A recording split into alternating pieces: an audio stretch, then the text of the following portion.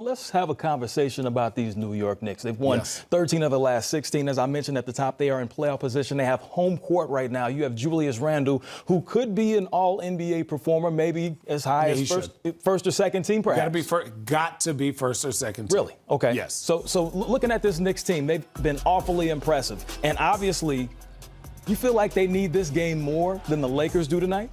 Well, I think when you're building culture, you need every game. Every game has to have some semblance of importance. And I think they're building something, not just for this year, but for next year. And to me, the two things that they did this year, which are huge in any organization, establish culture, and then they value the basketball, right? So when things get out of whack, they go to their main man, Julius Randle, they spread the floor, and they allow him to operate. And look at this, their points, even though that's not a lot in today's game, they play a slow-down game.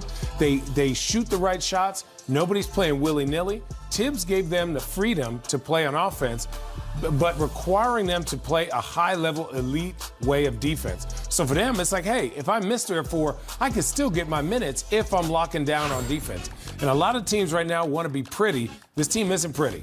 They don't shoot the 3 necessarily well. They don't do, they're not just this flashy team. They are a grinded out New York pothole team. And that's what's dangerous, especially in the playoffs, when their physicality, their understanding of their system and what makes them good. And then they have vets. And then they have Tibbs, who's a great coach. They're a dangerous matchup in the first round. Dangerous matchup, and you mentioned veterans. Derrick Rose, one of those veterans, brought in during the season. Of course, him and Tibbs have a long history. We were here for that. We were here. We actually were here for that. Yes. But his impact on this team has been huge so far. So he's not the starter coming off the bench for every game but 3 this season, but he's playing more minutes than the starter, and he's coming up big in big moments. For sure. What he does is he calms your team down.